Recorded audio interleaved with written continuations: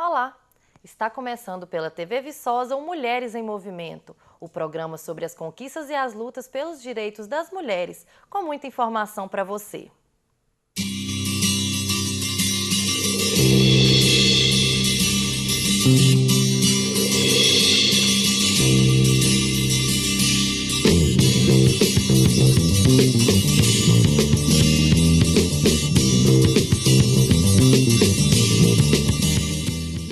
Nesta temporada, o Mulheres em Movimento está promovendo encontros com representantes de instituições e serviços para conversar um pouco sobre suas ações e temas de especial interesse para mulheres. Na edição de hoje, teremos no Cine Pipoca os filmes No Tempo das Borboletas e A Fonte das Mulheres. No quadro Mulheres do Mosaico, conheça a história de Dorothy Stang. E agora, para começar, um poema de Conceição Evaristo.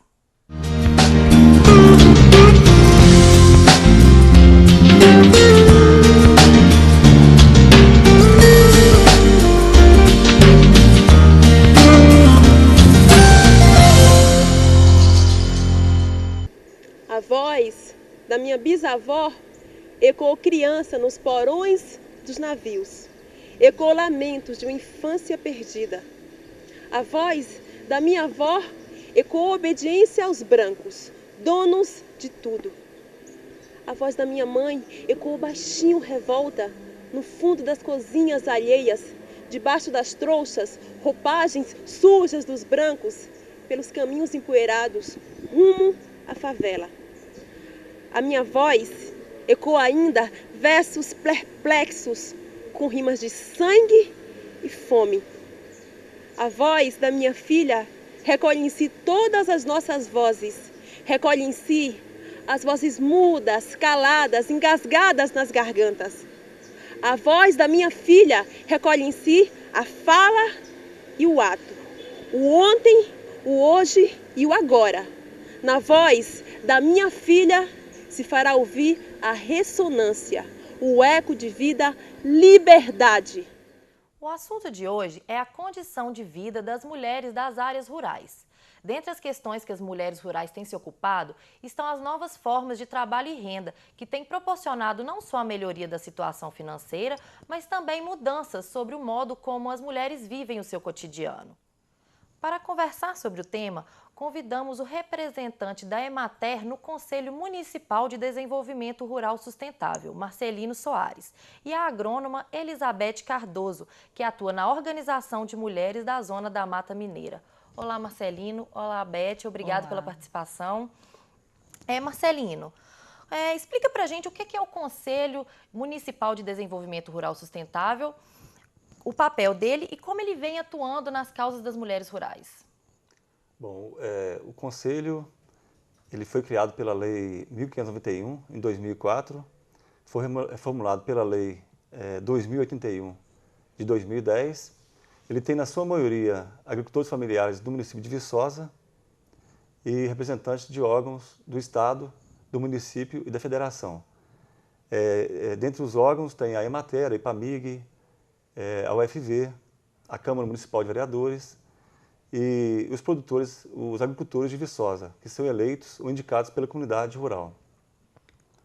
O seu papel, ele não tem um papel direto em relação à mulher, mas ele é um espaço onde que a mulher pode manifestar e vem se manifestando fortemente, defendendo seus direitos e de suas famílias. O Conselho ele tem representação, o município hoje ele é dividido em 15 comunidades ou 15 setores, e cada setor do município tem seu representante, né?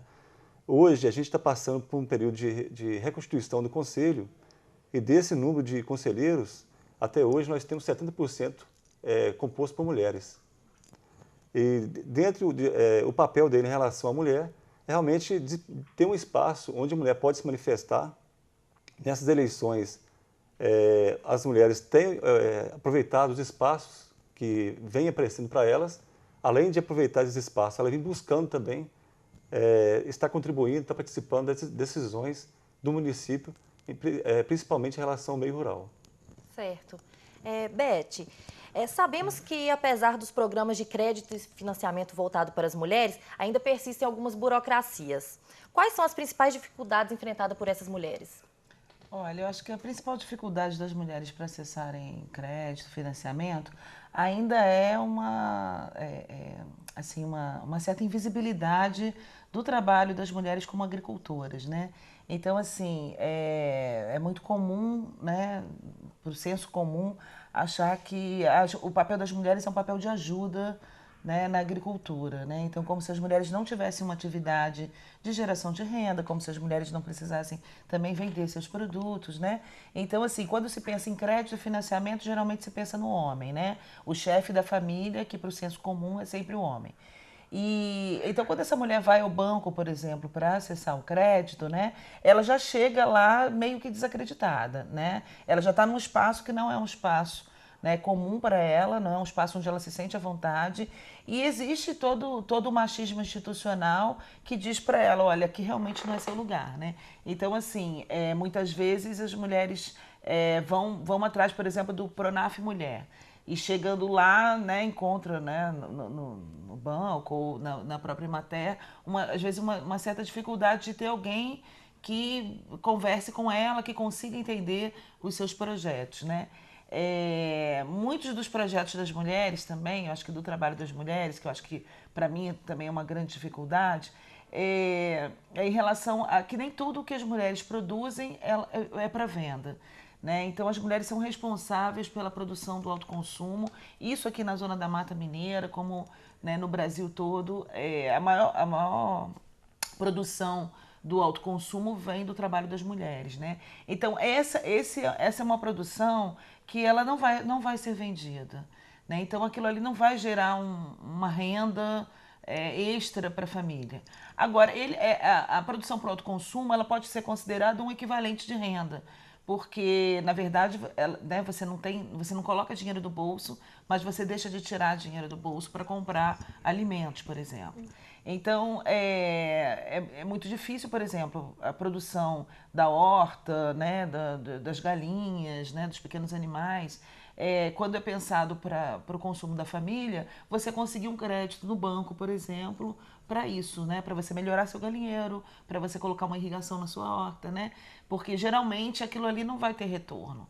Então, assim, eu acho que precisa aí um certo reconhecimento, né, no âmbito das políticas públicas, que as mulheres desempenham um papel fundamental na produção de alimentos para as famílias, né? E isso geralmente é uma coisa que não é contabilizada. Isso não está no produto interno bruto dos países, né? Isso não é contabilizado em lugar nenhum. Né, esse trabalho que as mulheres fazem, além do trabalho doméstico, né, o trabalho da produção do autoconsumo, ele não é contabilizado em lugar nenhum.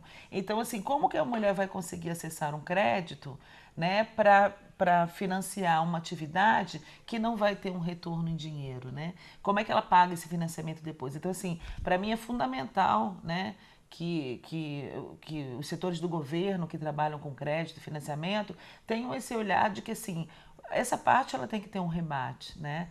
Ou seja, não é possível que a mulher pegue o crédito e depois tenha que devolver daquilo que ela não recebeu a mais, né? Então, para mim, essas são as maiores dificuldades. Primeiro, que todos enxerguem e reconheçam as mulheres como produtoras de alimentos e não como uma ajuda ao trabalho do homem, né? Um trabalho complementar ali ao do homem. Então, essas mulheres precisam, inclusive, investir na sua produção. Geralmente, as produções, a parte da produção que é coordenada pelas mulheres está no entorno da casa, nos quintais. Então, é a produção de horta, pomar, pequenos animais, né? Muita coisa dentro da própria casa, né? Quem produz queijo, doce, às vezes está na sua própria cozinha produzindo isso. Então, a gente precisa ter um olhar para isso, né? E na Zona da Mata, como assim, o pessoal costuma dizer que o carro-chefe é o café, né? A produção principal da região é o café. Então, assim, essa coisa da produção principal mascara um pouco toda essa atividade econômica intensa que tem na agricultura familiar na região e muitas vezes, né, capitaneada pelas mulheres, né? Então as mulheres estão produzindo aí, inclusive entregando para alimentação escolar, né? Então as mulheres que já tinham suas hortas para produção de alimento para a família conseguiram enriquecer essas hortas, né, para conseguir entregar também nas escolas, né? Vendendo para o PAA, para o PNAE. Então, assim, a gente precisa reconhecer isso e pensar nas políticas de crédito e financiamento, né, pensando nessa característica das mulheres na agricultura familiar. Tá ok. Beth, sobre os movimentos organizados de mulheres na microrregião de Viçosa, quais são as principais demandas? Então, assim, primeiro dizer que a gente tem um movimento de mulheres, né, um movimento de mulheres da Zona da Mata e do leste de Minas, né, que também está organizado aqui em Viçosa e mais de 16 municípios da região da Zona da Mata. E eu acho que, assim, as demandas das mulheres aqui não é muito diferente das demandas das mulheres nas outras regiões do Brasil, né? Eu acho que é principalmente pela valorização e pela visibilidade do papel das mulheres como produtoras, né? E aí eu acho que isso passa por uma série de políticas e de demandas, né? Como crédito, financiamento, que a gente já falou há pouco, né? Mas também por espaços de comercialização, e aí eu penso em espaços de comercialização voltados para a produção das mulheres, né? Porque, assim, é claro que toda a produção da agricultura familiar também é das mulheres, porque elas estão em todos os espaços de produção. Mas a gente sabe que elas têm ali, aquela produção ali ao redor da casa, né?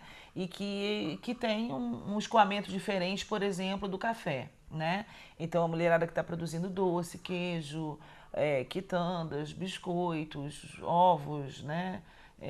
Frango, caipira. Então, a gente tem que pensar assim, como que a gente cria uma política pública que ajude as mulheres a escoar esse tipo de produto, né? Porque, assim, também tem uma outra questão que é importante, que é essa questão das normas da vigilância sanitária. Porque muitos dos produtos das mulheres são produtos beneficiados, né? Que não são vendidos in natura. Então, que precisa de algum selo, né, de vigilância sanitária que nem sempre tem. E a gente tem umas normas de vigilância sanitária também muito voltadas para a produção industrial, né? Então a gente precisa também uma revisão dessas normas para que inclua aí essa produção artesanal, a produção das mulheres da agricultura familiar, né? Bom, e eu acho que assim, e pensando na mulher como produtora, né, e a agricultura como um trabalho, eu acho que tem uma outra coisa fundamental, que é a questão das creches, né? Porque, assim, a gente não tem, na verdade, muitos equipamentos como creches, né, nas zonas rurais. E, assim, para que a mulher consiga trabalhar, e eu acho que em qualquer espaço, e a gente não pode ver a agricultura familiar de maneira diferente, é preciso que alguém esteja, né, assegurando o bem-estar do filho dela. Então, é muito comum a gente ver isso, né? A mulher na colheita do café com o filho agarrado na saia, a mulher no fogão com o filho agarrado na saia dela, né? Então, mas a gente sabe que, bom, para que a mulher consiga produzir, ir para a lavoura, ou mesmo conseguir fazer um trabalho na sua horta, mesmo que seja próximo de casa, com melhor qualidade, é fundamental que exista creche. Isso é uma coisa, uma ausência, né, na zona rural. Nos meios urbanos já são poucas as creches, né? A gente sabe que tem muito mais demanda do que, de fato, creches disponíveis, né? E na zona rural é completamente ausente, né? Tanto a educação infantil quanto as creches, né? Então, assim, geralmente as mães, e somente as mães, cuidam dos filhos até uma certa idade, até que ele entre no ensino fundamental e aí ele vá para a escola. Mesmo assim, a gente sabe que mesmo as escolas de ensino fundamental, né, muitas na zona rural estão fechando, né? Então, cada vez investimento menor dos municípios nessa questão. E eu acho que é fundamental. Se a gente quer melhorar o trabalho das mulheres, com que elas consigam produzir mais, para que elas tenham um aumento na sua renda, para que aumente a autonomia das mulheres, eu acho que é fundamental a gente atender essa demanda das mulheres, né? E eu acho que tem outras demandas também de formação, que de alguma maneira, assim, a gente até consegue, né, atender o movimento. A gente tem hoje um programa de formação em feminismo e agroecologia que trabalha muito, né, com formação para as mulheres, né? Esse programa ele é organizado pelo CTA, aqui na região, com apoio da União Europeia.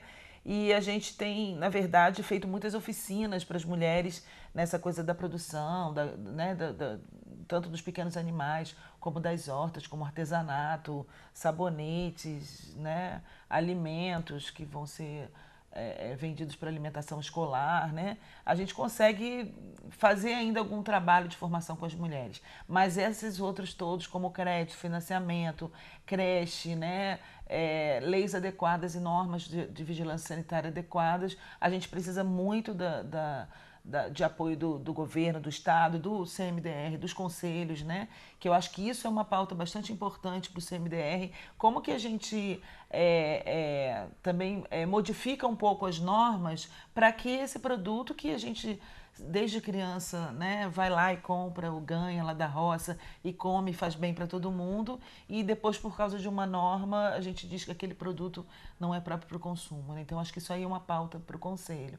E é fundamental que as mulheres também estejam representadas no Conselho, né? É bom, foi bastante importante a informação que o Marcelino colocou, né? Acho que a maior parte dos conselheiros são mulheres, mas a gente precisa também que as organizações de mulheres estejam representadas lá para colocarem essas demandas. Certo. Marcelino, de que forma que o Conselho ele tem trabalhado para garantir que essas pautas sejam colocadas no Plano Municipal de Desenvolvimento Rural Sustentável? Como que funciona esse plano? Quando eu recebi o convite para falar sobre o Conselho em relação às mulheres, fiz uma análise de como que o Conselho pode estar atuando em cima disso. Pela fala da Beth, você foi falando, eu fui identificando assim, os pontos, né, que o Conselho, o fato do Conselho de ser um espaço de discussão, debate, e, como falei anteriormente, as mulheres, os homens, talvez pela forma que o mercado vem cobrando, a falta de mão de obra, vem deixando espaço para as mulheres se apresentarem, e as mulheres vêm se apresentando. Então, tipo assim, a partir do momento que elas começarem a participar mais, buscar as suas organizações específicas, né, como o Movimento de Mulheres, eu creio que o próprio Conselho pode ser um mediador muito forte e passar a permitir que as mulheres se organizem seus projetos, as suas demandas, os seus anseios, para tornar isso realidade. O Conselho vem vivendo um momento muito especial, de Viçosa, no sentido de ter colocado alguns projetos do PMDRS, né, que é o plano que é elaborado através do CMDRS, no plano plurianual do município. A gente espera que o próximo passo seja passar para a EDO, né, que é a Lei de Diretrizes Orçamentárias, em seguida para o orçamento do município, para colocar esses projetos em prática. Então, eu acho que é um passo importante que o Conselho vem dando. A partir do momento que as mulheres tiverem mais participação, e faço a ressalva que elas vêm participando com presença nas reuniões e também com participação efetiva mesmo. Elas não estão ali só para ouvir, elas têm brigado, têm cobrado, têm sugerido. Então, tipo assim, o Conselho ainda é jovem, né, é um exercício novo da sociedade, mas a mulher, com essa mudança na sociedade como um todo, ela vem dando as caras, vem se propondo a mudar esse cenário, e a partir daí, acho que o que vai vir de melhor em relação à crédito rural, em relação às políticas públicas para a mulher, vai muito em função desse espaço que ela vai ocupar. E o Conselho, assim, eu acho que o que ele pode fazer hoje é indiretamente, mas de forma muito participativa, que permite a participação da mulher, que ela esteja ali representando ela mesma, né, o papel dela na sociedade, o marido, a família, já que ela é o ator principal dentro da família, que puxa, que cuida, que zela pelos filhos. Mas, então, o Conselho, acho que pode, com certeza, favorecer e permitir, de fato, que ela crie seus projetos e cobre a execução deles. Então, acho que não tem uma ação direta, mas pode contribuir muito em todas essas coisas que a Beth citou aí, crédito, né? No último PMDRS, foi solicitado pelas mulheres uma creche em Viçosa. Inclusive está no PPA. A gente não sabe quando que vai conseguir estar colocando em prática, mas já foi um avanço já. Então já tem uma demanda rural de uma creche, tá? Em cima disso, justamente, para permitir que a mulher saia de casa e coloque em prática, comercialize seus produtos, que dê, às vezes, até mesmo complemente a um trabalho do homem dentro da propriedade, né? O cara que produz leite. Ela pode agregar valor ao produto, ao leite, produzindo doces, queijo, assim por diante. Tá? Então, o Conselho acho que pode contribuir muito e tendência, ele está se fortalecendo, está sendo reconhecido pela sociedade viçosa, tem tudo para contribuir muito ou permitir que a mulher se estabeleça, né, se posicione perante a sociedade. Obrigado, Marcelino. Vamos agora para um rápido intervalo. No segundo bloco, voltaremos com as dicas do Cine Pipoca. Não saia daí.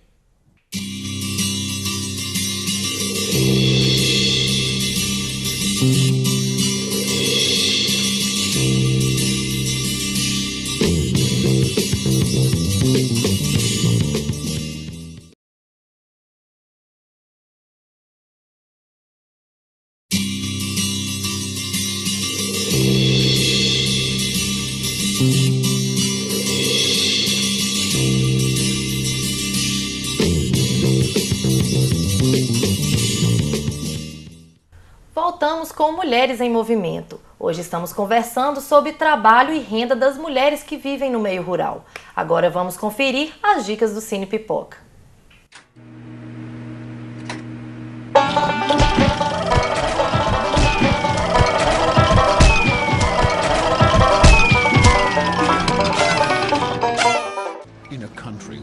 No Tempo das Borboletas, retrata o período da ditadura militar na República Dominicana e a importância das irmãs Mirabal na luta contra o regime de Leônidas Trujillo. Por causa de sua luta política, as irmãs Minerva, Pátria e Maria Teresa Mirabal foram covardemente assassinadas por ordens do general Trujillo em 25 de novembro de 1960. Em homenagem à luta das irmãs Mirabal, o primeiro encontro de mulheres da América Latina e Caribe, realizado em 1981, decidiu criar o Dia Internacional da Não Violência contra a Mulher no dia 25 de novembro, data do assassinato das irmãs. Além das questões sobre a ditadura, o filme também ilustra a restrição de direitos concedidos às mulheres da época.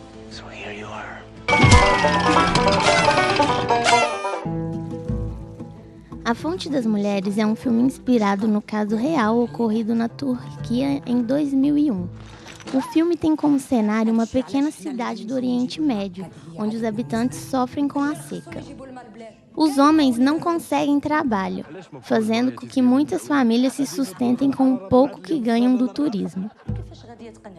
Enquanto a ala masculina passa o dia de papo furado numa espécie de bar do local, as esposas são destinadas aos trabalhos domésticos.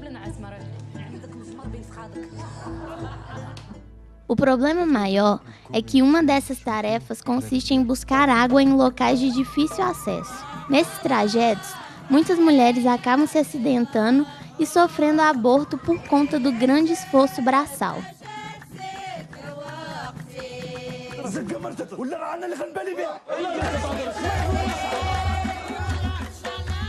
Leila, uma jovem esclarecida e casada com o professor da cidadezinha, começa a questionar a forma injusta como os homens tratam suas companheiras e incita as demais mulheres da cidade a fazer greve de sexo até que seus maridos arregassem as mangas para buscar baldes d'água ou busquem soluções para esse problema. O filme foi indicado em 2011 para a Palma de Ouro na categoria de melhor filme no Festival de Cannes.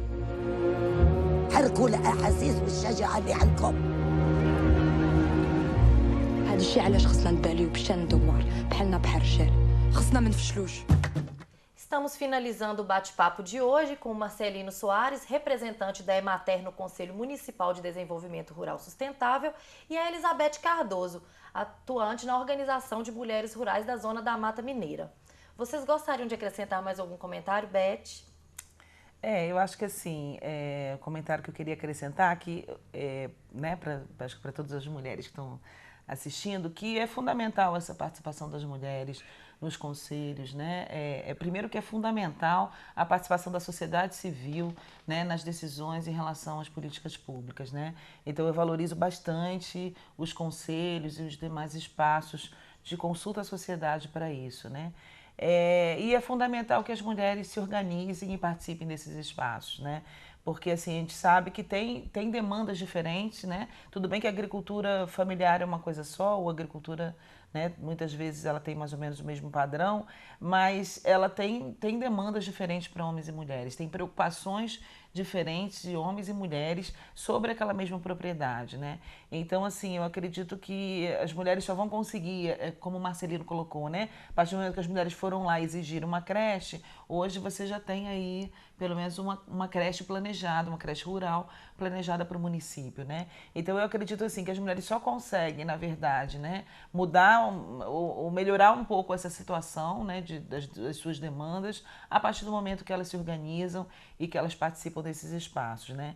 E aí, assim, além dos conselhos, né, que a gente tem, não só o desenvolvimento rural sustentável, né, mas existem outros conselhos que os agricultores e agricultoras também participam, mas principalmente através do movimento, né? Eu acho que quando uma mulher se junta com a outra, elas ganham o mundo, assim, porque, na verdade, elas ficam muito sozinhas, né, em casa, e cada uma com seus problemas, e a partir do momento que elas vão para o sindicato, para a comissão de mulheres, para o movimento de mulheres, para o programa de formação, elas têm outras mulheres, né, para dialogar, para refletir e para ganhar força a partir das suas propostas, né? Então, assim, eu queria deixar esse recado, assim, né? Mulheres, organizem-se, né?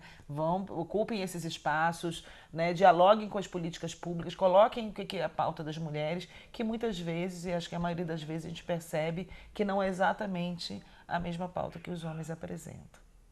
Tá certo. Marcelino, você gostaria de falar mais alguma coisa? A sigla do Conselho, né, tem a ver com sustentabilidade.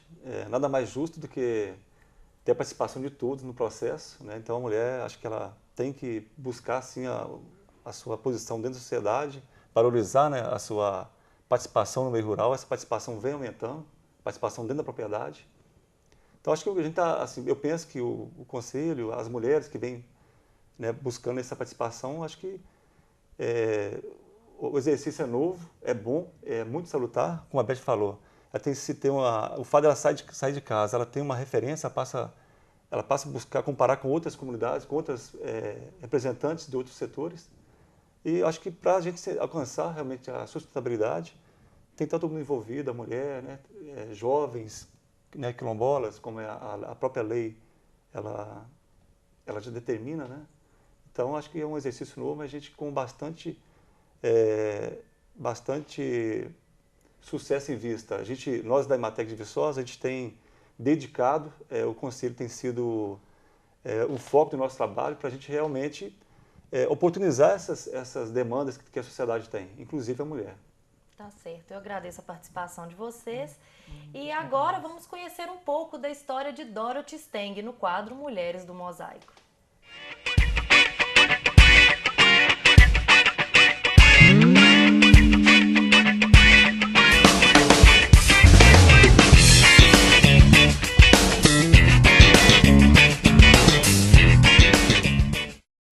Dorothy Steng estava presente na Amazônia desde a década de 70 junto aos trabalhadores rurais da região do Xingu. Sua atividade pastoral e missionária buscava geração de emprego e renda com projetos de reflorestamento em áreas degradadas, junto aos trabalhadores rurais da área da rodovia Transamazônica. Defensora de uma reforma agrária justa e consequente, Irmã Dorothy mantinha intensa agenda de diálogo com lideranças camponesas, políticas e religiosas na busca de soluções duradouras para os conflitos relacionados à posse e à exploração da terra na região amazônica. Em junho de 2004, Dorothy esteve presente na Comissão Parlamentar Mista de Inquérito sobre a Violência no Campo e denunciou que o quadro de impunidade agravou os conflitos. Ainda em 2004, recebeu premiação da Ordem dos Advogados do Brasil pela sua luta em defesa dos direitos humanos. A irmã Dorothy Steng foi assassinada em 2005 aos 73 anos de idade e hoje é nosso destaque em Mulheres do Mosaico. Chegamos ao fim do nosso programa. Eu gostaria de agradecer a presença da Beth, do Marcelino. Obrigada pela participação. Eu que agradeço pelo espaço também aqui, né, que o NIEG proporciona pra gente. E para você que nos assiste, nos vemos no próximo Mulheres em Movimento, o programa sobre as conquistas e as lutas pelos direitos das mulheres. Até lá!